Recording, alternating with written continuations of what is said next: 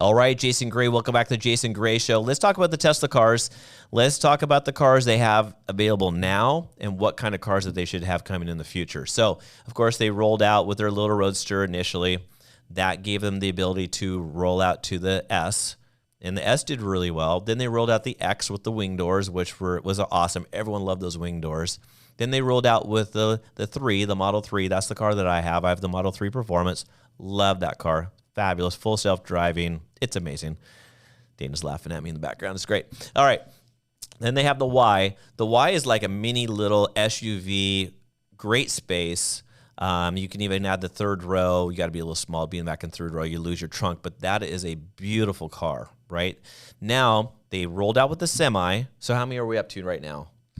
Roadster, S, X, 3, Y, Semi. We're up to 6 already. 6 different cars. Then we have the Tesla truck, right? That's going to come out in the middle of this year. Now, what are the next 3 cars that we need to worry about?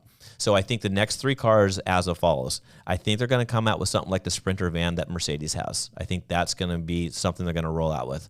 Then they keep on talking about the Model 2. Now, the Model 2 is going to be their discount car, the $25,000 and under car. They truly feel they can get to that car by battery technology with the 4680, the way they manufacture the cars. You know, they're going to the 48-volt system, which is going to create less copper, less weight, more efficient. So what is that last one that might be out there? I think they're going to be something like the UPS vans or the FedEx vans that are going to be out there that can transport, items. So I think that's their 10 models. And what they're talking about is that 50% of the volume is going to be that brand new car, that $25,000 and under car. Because I think there's plenty of people that want to buy a Tesla, but they just can't afford it for 2 reasons. One, interest rates on car loans are super high right now. You take a look at a normal payment that we were looking at, let's say 3 years ago versus a payment right now. You're talking, not quite double what your car loan payment is, but you're talking about at least a 40% increase in that car loan. So that $25,000 car is going to be important because, again, many people want the Tesla technology and the Tesla car, but they just can't afford it.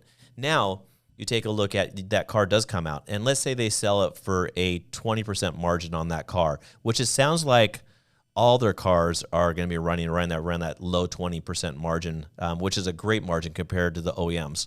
They're running at 1, 2, 3, 6% profit margins, comparatively where Tesla's rolling at 20, and that doesn't include the money for the autopilot that's enhanced or the full self-driving. When you add those things up, the numbers become ridiculous.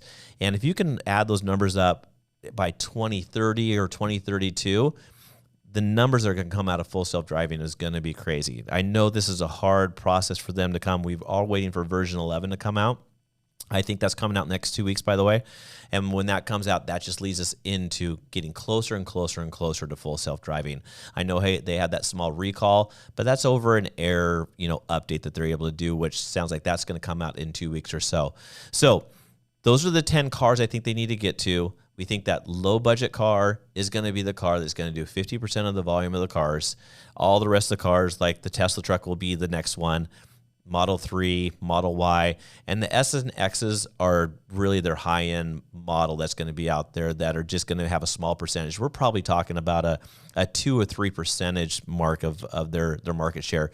The semi-trucks, small percentage as well, but the amount of money that they make on those is going to be huge, and how it helps out the environment is ginormous. They talk about brake dust and exhaust, and that's the big thing on the environment.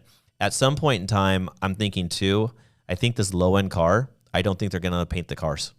I think to keep that number low enough, I think they're all going to be just like the Cybertruck. I think it's going to have that same model.